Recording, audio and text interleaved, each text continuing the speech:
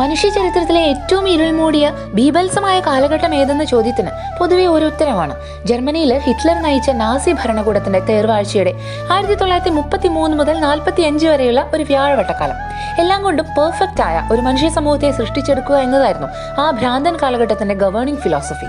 Blessed Joseph സെപ്ലാറ്റ, a religious of the Congregation of the Sacred Heart of Jesus, was one among the many martyrs who were transferred for his faith with violence from Poland, his homeland. കഠിനമായ തടവറയിലെ ക്രൂരമായ പീഡനങ്ങൾക്കിടയിലും രോഗികളായ മറ്റു തടവുകാരെ ശുശ്രൂഷിച്ച് പിന്നീട് സ്വയം രോഗിയായി. രക്തസാക്ഷിയായ Maximilian കോൾബയുടെ പിൻഗാമിയായി സ്വയം രക്തസാക്ഷിയായവൻ. തിരുസഭയ്ക്ക് പോളണ്ട് നൽകിയ മഹനീയ സമ്മാനമായ പോപ്പ് ജോൺ പോൾ II തന്നെയാണ് 1999 തന്റെ മാതൃരാജ്യത്തിൽ നിന്നുള്ള ഈ രക്തസാക്ഷിയെ വാഴ്ത്തപ്പെട്ടവനായി പ്രഖ്യാപിച്ചത്. ഓഷ്വിറ്റ്സിലെ ഗ്യാസ് ചേമ്പേഴ്സ് പടുത്തുയർത്തിയത് മനുഷ്യനാണ്. ആ പുകയറയിലേക്ക് തല ഉയർത്തിപ്പിടിച്ച് സ്വർഗസ്ഥനായ പിതാവേ എന്നൊരു വിട്ട് കടന്നു ചെന്നതും മനുഷ്യനാണ്.